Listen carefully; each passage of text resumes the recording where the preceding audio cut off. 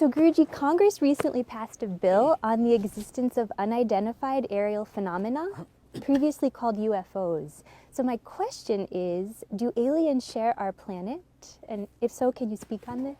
Well, you cannot say no and you cannot say yes until you have a proof. All that you can say perhaps, maybe.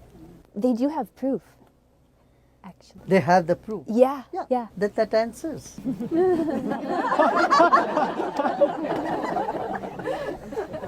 But what is it? As I said, we don't have to believe this is the only planet in the whole galaxy where human lives are thriving. How did it thrive here like that? There may be many planets in which people are living, maybe even more advanced than ours. So this possibility nobody can rule out. In the ancient scriptures they say 14 worlds and 14 suns and 14 solar systems, and so 14 earths they talk about. So these are the cognitions that ancient seers have had when they went deep in meditation.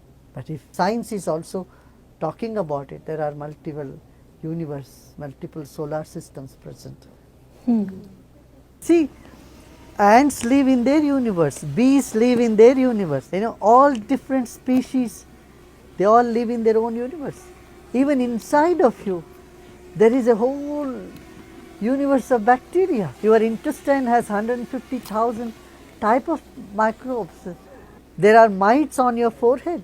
They all live in their own different areas, There are 3 different types of mites on our forehead. One live on the edge, the other live very close to your hairline, one in the middle. They don't cross their boundaries.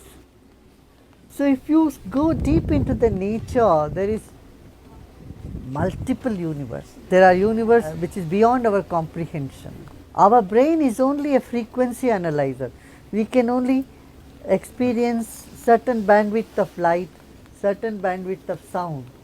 But beyond that you can't say the planet doesn't exist, the universe doesn't exist. In fact, much more exists beyond this little bandwidth of ours. So our perception, when it improves, we can step into another realm of our own self.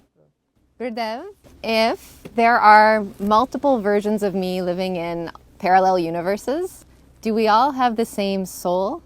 And would there be other versions of me that are more enlightened? Possible. See, it's all your reflection. But some mirrors can be such. In some mirrors you may look very fat.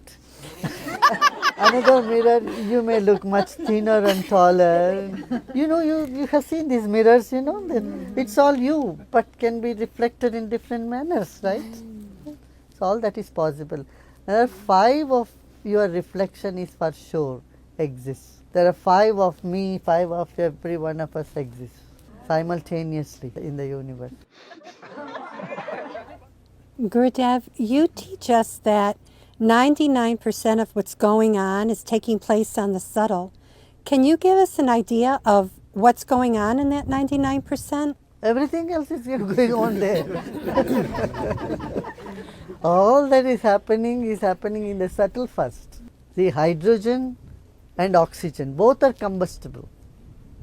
Oxygen is needed for fire to exist and hydrogen is combustible. But together they make water which puts out the fire, isn't it? So in the subtle it's happening when these 2 gases have come together and they formed water. And similarly, so many cells in your body are dying every day and so many are being born every day. So your body is a maternity home as well as a burial ground. Our body is so. Every day there is a funeral happening in our body. And every day there is new cells being born. Before a thought arises, something else is happening inside us, where the self and the intellect, the mind is all involved. And there's a beautiful verse in Sanskrit. It talks about how a thought arises inside of it. When you speak a word, what is the mechanic? It says, Atma Buddhya Sametyukta. When the being shakes hands with the intellect and then it allows a little bit of wind to pass through the vocal cord, when there is warmth and heat produced, and that stimulates the brain, and then a word comes out of your mouth. And there are 4 levels of speech. The words we speak is gross, it's called Vaikari, is in the gross level of speech. But before that, it arises as a faint idea deep within. And beyond that, there are 2 more levels of feeling and vibrations, which the animals speak.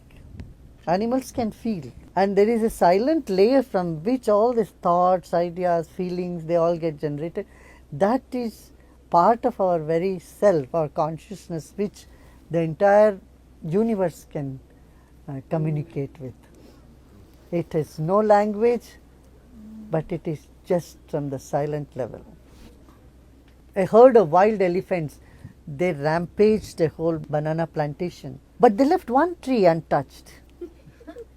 They uprooted all the trees except one tree.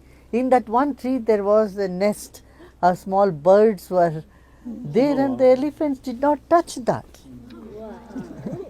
The herd of wild elephants did no harm to those birds and the nest. You know, all these animals, they are from very different species, but they are communicating amongst themselves. I mean, it's something that opens the door to this other universe that exists out here. So you find that intelligence in creation, and there is a level of communication which is non-verbal.